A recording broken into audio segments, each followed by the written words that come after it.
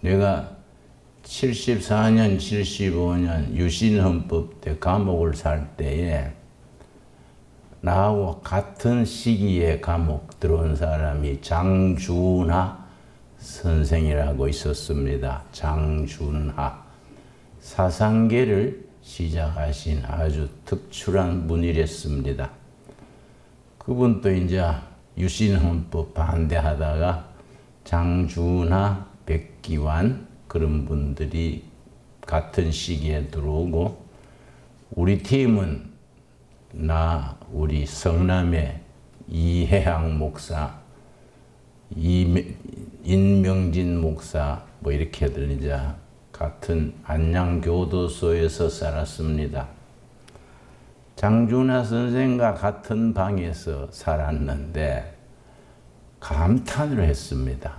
얼마나 아는 게 많고 경륜이 뛰어난지. 아침부터 저녁까지 국가 경제는 어떻게 해야 되고, 안보는 어떻게 해야 되고, 국제관계는 어떻게 해야 되고, 그걸 줄줄줄 얘기하는데 끝이 없이 나와요. 아주 감탄을 했습니다. 야, 저런 어른이 지역 살지 말고 나라를 경영했으면 얼마나 좋았을까. 아주 아쉬웠습니다. 그런데 장준하 선생이 일본 학병으로 붙들려 가가지고 만주에서 이제 주둔하다가 일본 군대를 탈출해가지고 첫 만리길을 걸어서 중경에 김구 선생 독립군을 찾아갔습니다. 이 김구 선생 찾아가가지고 학병으로서 탈출한 얘기하고, 우리 조선 독립을 위해서 청춘을 바치고 싶습니다. 그러니까 김구 선생이 대환영을 하면서 독립군의 교관으로 이제 일하게 했지요. 그런데 참 아쉬운 것이, 그때 독립군들이, 대한 청년들이 학도병 도망했는 친구들, 만주에서 참여한 친구들, 독립군들이 미군 OSS라는 단체가 있습니다. 지금 CIA 전신이지요. 그때는 OSS 군사훈련 조직이랬는데, OSS 미군 요원들이 독립군 청년들을 훈련시켰습니다. 그래서 1945년 8월 20일 낙하산으로 지리산에 한 부대 떨어뜨리고 9월산에 한 부대 떨어뜨려서 게리라전을 펼쳐서 독립운동하려고 만반의 준비를 다 갖췄습니다. 그때 이제 같이 OSS 침투 훈련 받았는 대원들 중에 이제 장준하 선생이 팀장이고, 유한양행을 세운 유일한 씨라고 있습니다. 그분이 OSS 대원이랬습니다. 그 사람 또 독립군의 한 사람으로서 지리산 쪽에 같이 침투하기로 했었습니다. 그리고 나중에 경희대학 교수했는 김점곤 박사님, 다 이런 분들이 OSS 첩보 훈련을 같이 받았습니다. 참 우리 역사가 아쉬운 것이 45년 8월 20일에 낙하해서 지리산을 거점으로 항일 운동하기로 했는데, 닷새 전에 8월 15일 날 일본이 항복해버린 거예요. 그 조선 땅에 내릴 준비 다 해놓고 날짜만 기다리다가 일본이 항복해버리니까 그만 수포로 돌아갔지요. 우리 민족의 한입니다.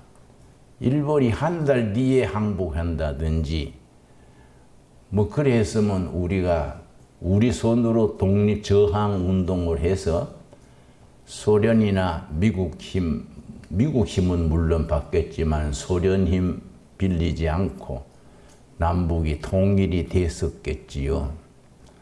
그 아슬아슬한 며칠 차이로 소련이 참 그 사람들이 거짓된 사람들인 것이 소일 동맹을 맺어가지고 소련과 일본이 동맹을 맺어서 서로 불가침 조약을 맺었습니다. 그랬는데 소련이 가만 보니까 일본이 항복할 것 같거든요.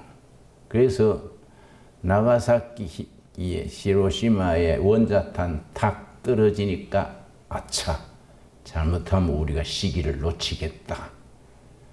해방 일주일 전에 참전해버린 거지요. 그래서 만주로 탱크 몰아붙여가지고 북한까지 점령해버리니까 그 기간이 7일, 열흘 그 사이지요. 그러니까 참 그때 소련군이 그때 안 내려왔으면 우리가 이렇게 분단의 비극을 가지지 않아도 됐겠지요.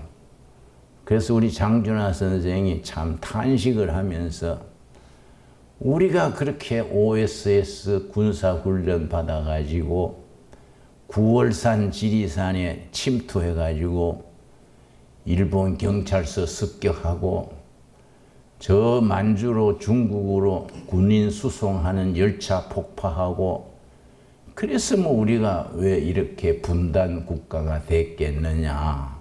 참 우리가 한많은 역사다. 아주 비분 탄식을 했습니다. 참 우리 역사라는 것이 가만 지나보면은 아슬아슬한 고비를 넘기면서 그 중에서도 하나님의 역사가 우리 현장 속에서 역사 속에서 하나님의 역사가 이끌었지요. 그나마 소련군이 남한까지 서울까지 점령했었는데 미군이 9월 달에 들어가서 진주해가지고 북으로 물러가라. 너희들이 왜 대한민국을 그냥 생으로 생킬라 하냐? 까딱하면 전쟁 날 것 같으니까 38선까지 물러났지요. 그런데 우리가 대한민국이 그런 시련, 그런 역경 중에서도 우리 고구려 시대에 얼마나 판도가 넓었습니까?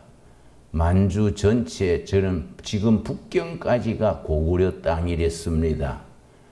근데 그거이 그만 망하, 그 뒤에 망하고 점점 국토가 좁혀 들어와서 고려 시대에는 두만강까지 왔다가 또 조선조에는 압록강 쪼그라들어서 일본한테 침략당했는 것도 서러운데 1945년에 남북이 갈라졌으니 우리가 섬이지요. 북한이 휴전선이 막혀 있으니까 대한민국이 섬나라지요. 근데 우리는 자본이 없어요. 지하전도 없고 대륙으로 나갈 길도 없고 완전히 바닥에서 일어서서 지금 세계 10대 경제국으로 발돋움했다는 것은 사람의 생각으로는 불가능합니다. 이거는 애국가에 있는 그대로 하나님이 보호하사 우리 한국교회가 전체가 6만 5천 교회입니다. 대한민국에 제일 많은 조직이 첫째는 경로당이요. 7만 곳입니다. 경로당이 7만 곳이고 교회가 6만 5천 곳인데 경로당은 그저 모여가 장기 뜨고 라면 끓여 먹고 화투놀이 하지만은 교회는 새벽마다 수요일마다 주일마다 예배 드리고 나라를 위해서 기도하고 통일 위해서 기도하고 하니까 그 6만 5천 재단에서 새벽 재단 쌓고 예배 드리면서 하나님께 기도 드리는 그 기도가 하늘에 닿는 것이요. 그 기도가 하늘 보호자를 움직이는 겁니다.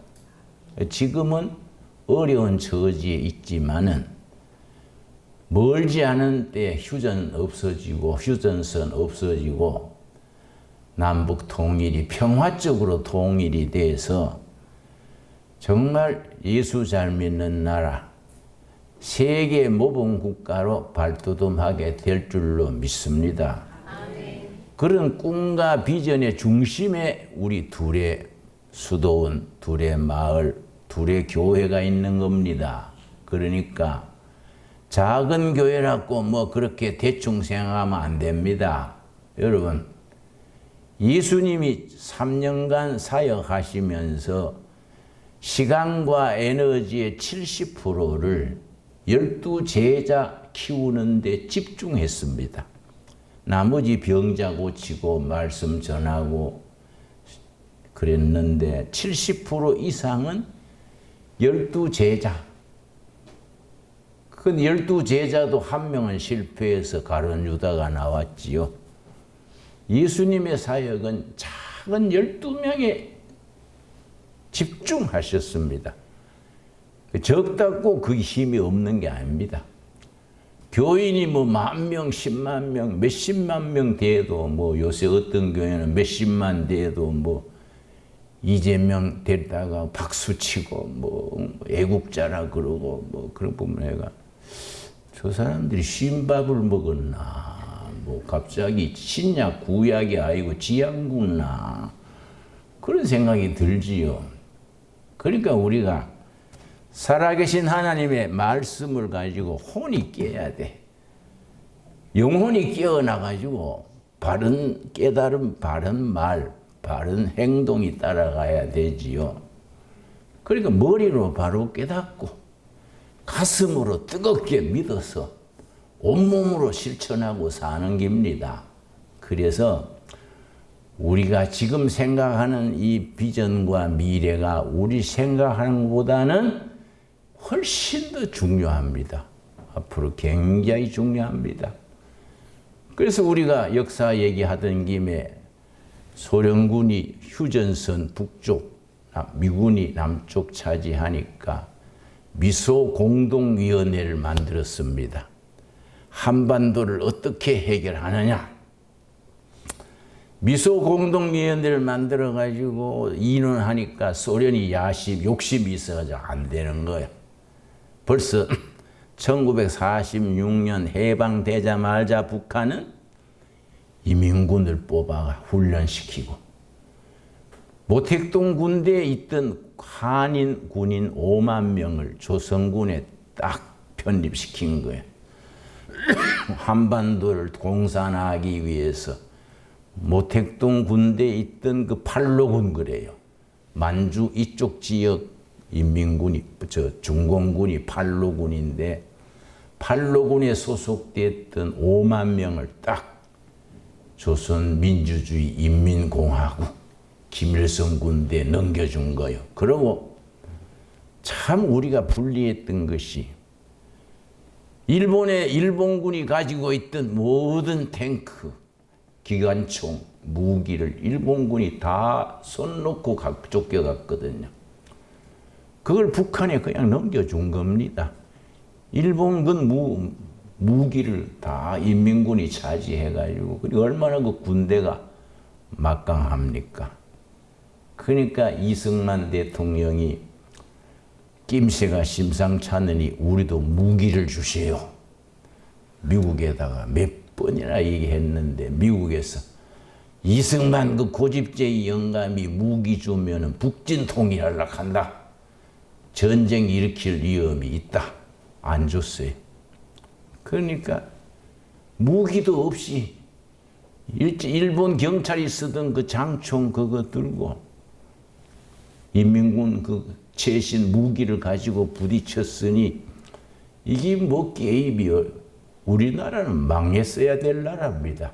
실제 세력으로는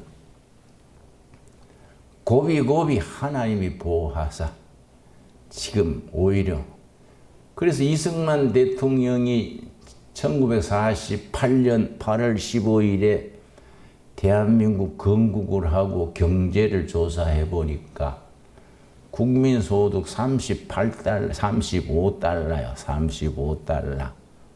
아프리카 가나다음에 꼴찌에서 둘째예요. 국가 공무원 월급을 뭘로 줬냐면 미국의 480 잉여 농산물이 있습니다. 미국의 식량이 남으니까 그걸 후진국에 원조해 주는 걸 480 농산물 지원 그걸 농산물을 받아가지고 그걸 팔아가지고 공무원 월급 줬습니다. 그래서 이승만 시대에는 국가 예산의 80%가 미국 잉여 농산물 그걸로 유지한 겁니다. 그런 쪽에서도 이승만 박사가 가장 뛰어난 것 중에 하나가 토지개혁이죠. 토지개혁. 그리고 문명태치, 국민교육이죠. 국민교육. 그래서 이승만 박사는 민주주의를 하려면은 국민들이 한글을 깨우쳐야 된다. 국민의 80%가 난 놓고 기억자를 모르는 겁니다. 일본이 우민 정책 그래가지고 일부러 일본 사람들은 조선 사람이 글을 못 읽게 했어요. 어리석게 만들어가지고 영구 지배하려고. 그게 우민 정책 그래요. 국민의 80%가 글자 해독을 못하는 겁니다.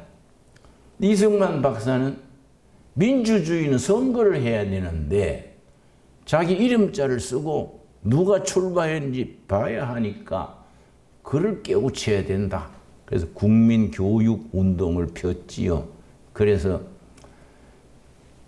나도 6살에 초등학교 시골에서 입학했는데 우리 반 학생이 120명이에요. 한 학년에. 26살 먹은 애기 아버지도 같이 공부했어요. 26살 먹은 애기 아버지도. 그 국민 전체가 한글을 깨쳐야 된다. 그런데 국민 교육을 하려니까 책을 찍어야 돼요. 한글 책을 찍어야 되잖아요. 책 찍을 돈이 없으니까 이승만 대통령이 미국에 갔습니다. 미국 가서 미국의 재벌들 찾아다니면서 나라를 세웠는데 이거 교육을 시키려니까 책을 교과서를 찍을 종이가 없어. 종이값 좀 도네이션 해주세요. 이래가지고 우리 한글 영희야 영희야 이리 오너라 뭐 바두가 미국 그 돈 갖다가 찍었습니다. 그때 이승만 박사가 MIT 공과대학을 갔어요. MIT 공대 가가지고 다 돌아보고 책상을 치면서 바로 이거다. This is the point. 요점이다, 요점. 우리는 자원이 없는 국가니까 두 가지를 해야 된다. 기독교를 통해서 혼을 깨우치고 과학 기술을 통해서 무자원 국가가 선진국으로 나가야 된다. 그래서 그게 이제 이승만 박사의 기독교 입국론, 교육 입국론 두 가지 중심입니다. 그래 시작했던 나라가 엎치락 뒤치락. 박정희 장군이 1961년에 5.16 군사혁명을 했는데 그때는 우리 국민 소득이 78달러였어요. 북한은 240달러예요. 1961년에는 북한이 우리보다가 3배 더 잘 살았어요. 우리는 78달러, 북한은 240달러. 그러니까 김일성이 남반부 공산할 차근차근 김일성이 남반부 해방에 10개조가 있어요. 우리 10계명 있듯이. 김일성의 남반부 해방 10계명. 네 번째가 뭐냐 하면 기독교를 무너뜨려라. 이 들어가 있어. 앞으로 공산화 되려고 하면 기독교가 이 저항 세력이다. 기독교를 무너뜨려라. 공산주의는 항상 기독교하고는 적인 겁니다. 예. 그런데 그때는 북한은 240달러, 우리도 3배 더 잘 살았으니까 그냥 갔으면 우리는 베트남처럼 공산화되는 거예요. 근데 이제 경제개발 1개년, 2개년, 3개년 막 온 국민이 밤새워 미싱 밟고 공장 만들고 그저 기계 만들고 수출. 그래서 1964년에 1억 달러를 수출했어요. 1964년에. 1964년 11월 31일에 우리가 1억 달러 수출이요. 그날이 수출의 날입니다. 수출의 날. 수출의 날 지금도 하지요. 처음에 박정희 대통령 집권하니까 수출이 2천만 불. 중석, 여자들 머리카락, 이런 거 팔아가지고 2천만 불 수출, 울릉도 오징어 팔고 이래가요. 근데 이 2천만 불이 3년 만에 1억 달러가 된 거지요. 그래서 11월 31일을 수출의 날로 정해가지고 매년 11월 31일에 박정희 대통령이 재벌들, 막 관계 부처들, 청와대에 다 모여가지고 수출 확대 회의를 했어요. 대통령이 일일이 묻고 대답하고 이걸 박정희가 암살되던 해까지 이거 계속했어요. 그러니까 이 대통령이 직접 해가지고 문제를 풀고 수출하고 청년들을 훈련시켜가지고 해외로 보내고 그런 속에서 우리가 자라왔습니다. 그 속에서 우리 교회가 얼마나 참 큰 역할을 했습니까? 여러분, 미소공동위원회가 모여가지고 한반도를 어떻게 하냐 하다가 소련이 자꾸 트니까 미국이 1947년에 한국 한반도 문제를 유엔에 넘겼습니다. 유엔에. 1947년 12월 17일에 유엔에서 뭐라고 결의했느냐. 한반도에서 자유롭고 공정한 선거를 통해서 민주국가를 세운다. 유엔에서 그걸 결의했습니다. 그 1947년 11월 14일입니다. 그 유엔 결의요. 11월 14일. 그래서 이제 유엔이 결의했으니까 1948년 2월 달에 가가지고 선거하는 걸로 유엔 감시단을 조선에 파견했는데 5월 10일 선거 날짜를 정했어요. 5월 10일 선거 날짜를 정해가지고 유엔 감시하에 공정하고 자유로운 선거하기로 했는데 유엔 감시단이 38선 넘어가려니까 소련군이 딱 막는 거예요. 여기는 우리가 알아서 한다. 오지 마라. 그래서 소련군 때문에 우리 유엔 감시단이 선거하러 못 갔습니다. 이게 우리가 남북이 딱 분단된 핵심이지요. 할 수 없이 우리 남한만 선거를 했습니다. 5월 10일에. 국회의원 그때 200명이요. 200명. 그런데 제주도는 4.3 사건. 저 박헌영이라는 남한의 공산주의 조직가가 북한 해주에서 지시를 했어요. 북한 공산당 지부한테 선거를 보이콧도 하고 난을 일으켜라. 그게 4.3 사건입니다. 근데 요즘 텔레비 보면은 이상한 사람들이 나와가지고 미군이 제주도민을 학살하고 이승만 정부가 제주도민을 살육하고 자 그 얘기해서 저것들은 왜 역사를 꼽을 치나? 응? 무슨 나라 역사를 저렇게 가르치나? 아니 옆에 있으면 한 대 갈겨주고 싶어. 엉터리를 가르쳐 엉터리로. 그것도 역사를 공부했다는 사람들이 그런 걸 가르쳐요. 그 국민 텔레비에 김용옥이라는 사람이 있어서 머리 홀랑 깎은 사람, 율부린 너처럼 머리 깎고 새소리 내는 사람 있지요. 응? 그 사람이 우리 여수 순천 사건 있죠.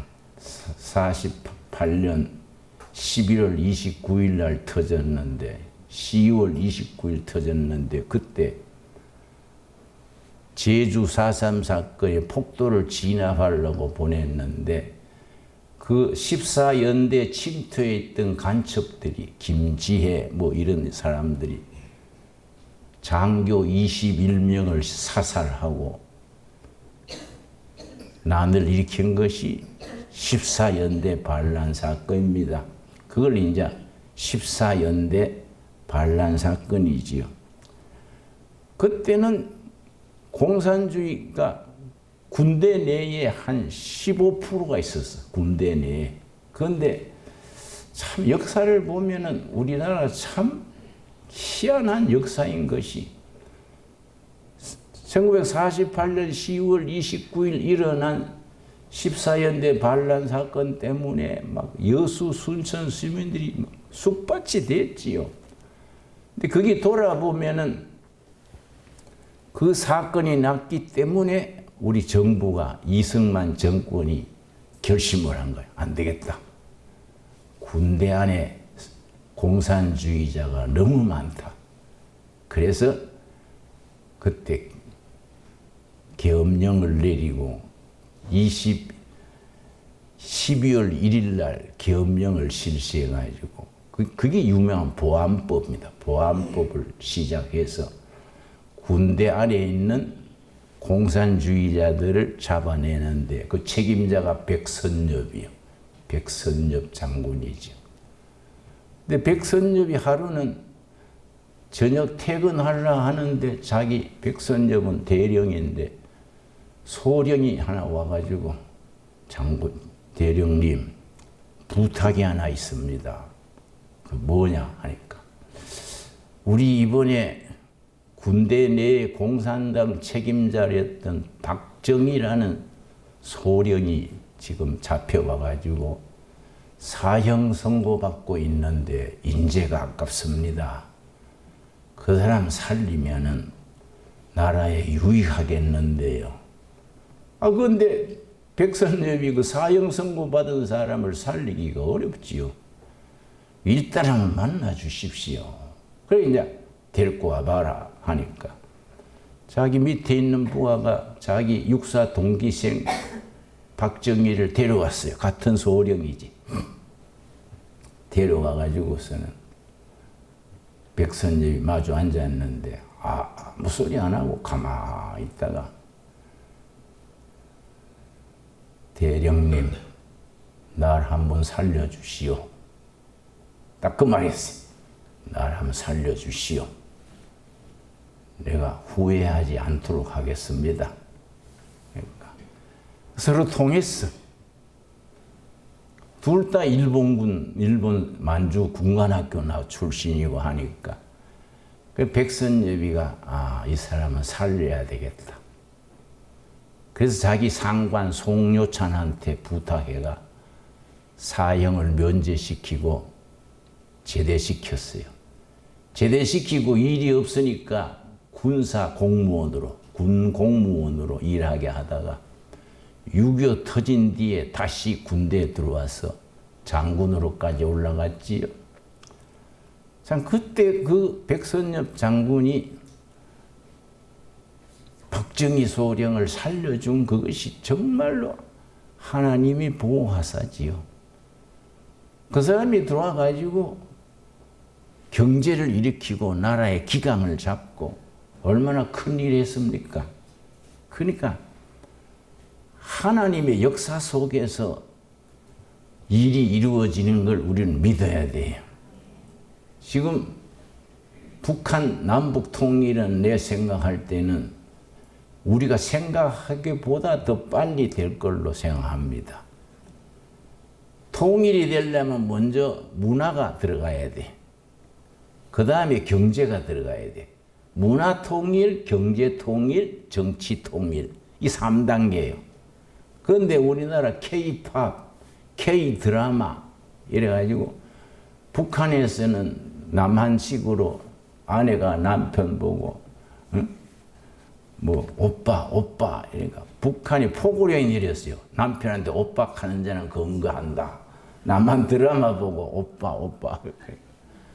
그러고 고등학교 2학년이 드라마 그걸 카피해가지고 팔다가 잡혀가지고 사형장으로 갔어요. 이게 그만큼 퍼지는 거예요. 그러니까 제일 인기 있는 장마당에 비밀로 파는 것이 남한 드라마 파는 그 장사가 솔솔하대요. 근데 지난해부터는 남한의 5만 건이 북한 장마당에서 통하는 거예요. 남한 5만 건을 북한에서 쓰는 거예요. 그러니까 이 경제 통일이 시작이 된 거지요. 그래 김정일은 높은 데 앉아가 그게 안 보이는 거예요. 응? 또 뚱뚱해가 잘 내려봐도 못해요. 응? 이거는 통일이 진행되고 있는 겁니다. 그래서 미국의 유명한 학자가 한국이 통일될 수 있는 3가지 조건. 중국과 러시아가 약해지고 북한의 민심이 김정은한테 떠나고 미국이 확실한 마음 먹으면 그때 가서 통일이 된다. 그 3가지를 다 갖추고 있어요. 중국이 시진핑 정권이 헤매잖아요. 그러고 푸틴이 괜히 우크라이나 전쟁 걸어가지고 지금 허둥지둥하지요. 그 러시아하고 중국이 힘을 잃어가고 북한 국민들은 아내가 남편 보고 오빠 오빠 하고 뭐 남한 드라마 노래하고 이러니까 지금 통일이 돼 가는 거야. 그러니까 우리가 남한에 와 있는 탈북자들을 잘해줘야 돼요. 한국에서 새빵살이 하게 하지 말고 우리는 통일된 뒤에 북한의 주인이 된다. 주인의식을 길러주기, 민주주의 훈련시키고 사업하도록 밀어주고 키워내야 돼, 키워야 돼.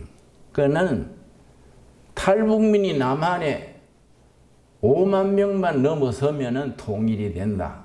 나는 그렇게 생각합니다. 지금은 한 3만 명쯤 되지요. 왜 통일이 되려면은 북한 동포들을 많이 남한에 오게 해가지고 남한을 배우고 밑바닥으로 문화 유튜브로 자꾸 하고 교육을 시켜야 돼. 문화 통일, 경제 통일, 그러고 민심이 통일해. 통일이 되려면 북한 사람들이 중국 편을 드느냐, 김정일 편을 드느냐, 아니면 남조선의 편 드느냐. 거기서 결정되는 거죠. 북한의 백성들이. 지금 거의 북한의 백성들이 남조선을 그리워하지요.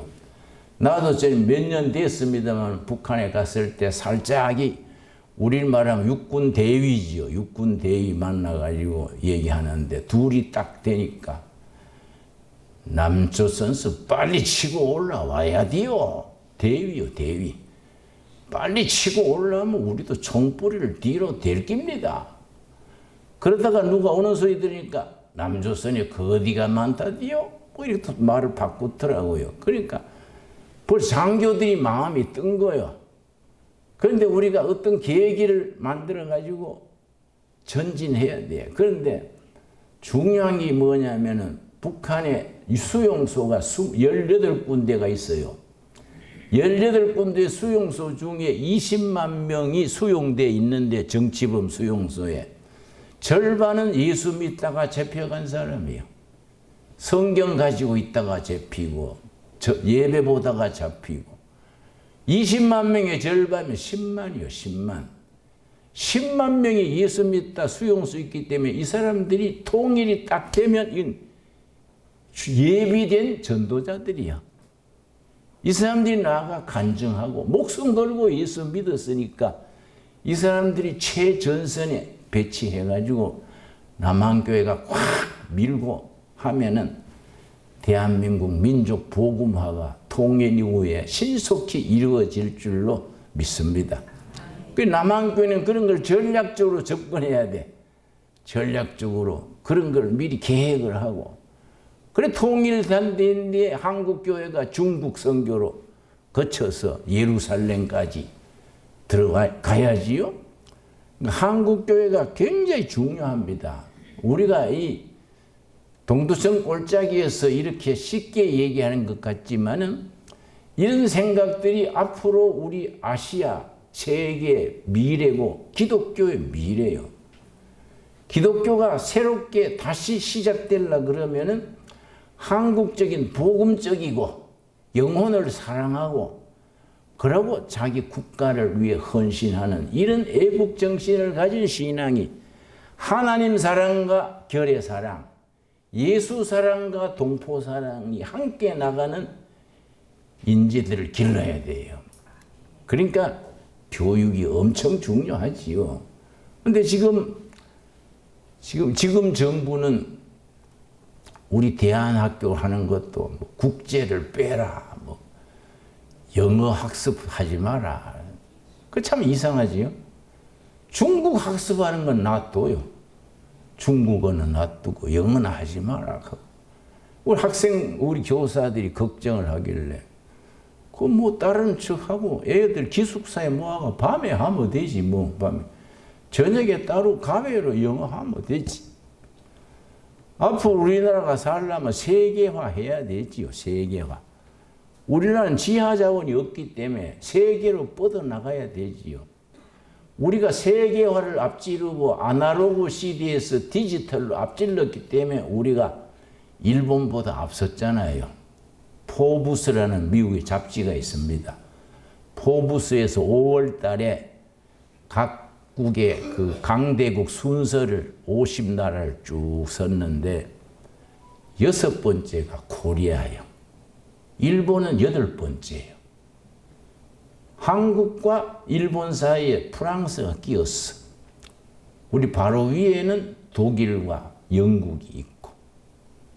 그러니까 우리가 일본보다 앞질렀어. 그래서 일본 사람들은 우리는 뭐 그냥 지나갔지만은 일본 사람들은 열받았지. 우리 식민지 지배받던 조선이 우리보다 앞섰어? 말도 안 된다 이거.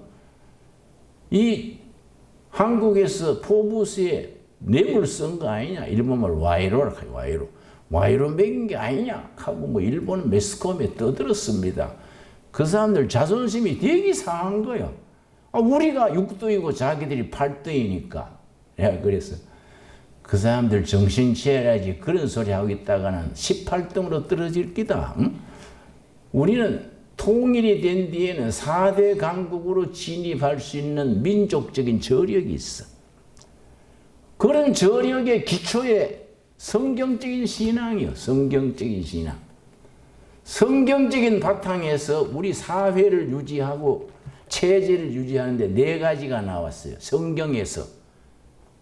첫째는 자유민주주의, 성경적인 가치에서 나왔지요. 둘째는 열린 시장, 자본주의. 셋째는 이제 인권 존중. 이건 출애굽기에서부터 나온 거 아닙니까? 네 번째는 법치사회. 법이 왜 기독교에서 나왔냐 하면은 독재 국가에서는 법이 발전 안 합니다. 독재자가 법이지요. 그런데 기독교 국가에서는 법이 왜 나오느냐? 성경적인 인간과는 성악설이요. 성선설, 성악설이 있는데 성선설은 사람이 나면서부터 착하다. 이 성선설이요. 성악설은 나면서부터 죄인이다. 이게 성악설이요. 성경은 성악설이지요. 이게 왜 법치가 됐느냐? 너도 악하고 나도 악하다. 악한 사람들이 모여가지고 나라를 세우려면 법이 있어야겠다. 서로 악한 사람끼리 악을 피우면 혼란이 일어나지 않냐? 법을 만들어가지고 세우고 니도 도둑놈 나도 도둑놈이니까 법을 만들어가지고 법을 지키고 살면 사회가 유지가 안 되겠냐? 이 성경의 성악설에서 나온 겁니다. 난 대학에 철학 공부할 때 성악설이 아주 마음에 안 들었어요. 공자의 맹자 묵자 이런 사람은 성선설, 유교는 성선설입니다. 타고날 때부터 선하다. 그런데 이게 아니야. 인간은 성경적으로는 죄인이요. 타락한 인간이요. 이걸 예수를 믿음으로 성령 받고 선한 사람으로 바뀌는 거지요.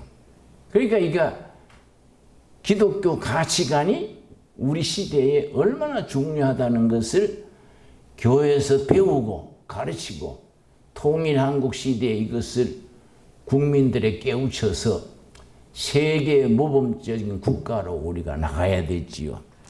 그런 날이 오게 될 줄로 믿습니다. 그러니까 우리가 둘의 수도원 이런 건 지금은 조그만 하지만은 앞으로 할 일이 많지요. 내가 이번에 대구 가서 깨달았는데 목사님들을 가르쳐야겠더라고요. 목사님들이 헤매는 거예요. 붕어 눈처럼 눈알이 확 퍼져가지고, 응? 목사들이 정신 바짝 차리고 나라의 백성에 책임진다 이래 나가야 되는데 그렇지 못해. 그러니까 뭐 나도 장로의 신학대학 나왔는데 독일에서 박사 받아온 교수한테 들으니까 몰트만이 말하기를, 몰트만 전공했어. 몰트만 강의 들으니까 졸음만 오고, 몰트만이 뭐 불란서 귀신인가 독일 도깨비인가, 사도 바울 예수님 베드로 똑바로지 가르치면 되지, 몰트만이 그 뭐 해도 안 돌아가는 소리로 그런 걸 왜 저래 샀냐.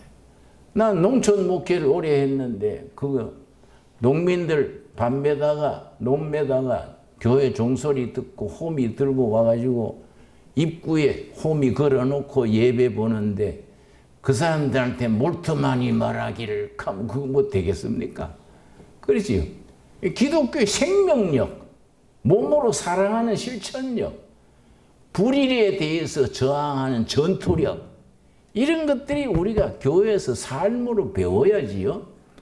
그런 일에 우리가 열심히 기도하고 진보를 이루는 교회로 한 걸음 한 걸음 나아갈 수 있게 되기 바랍니다.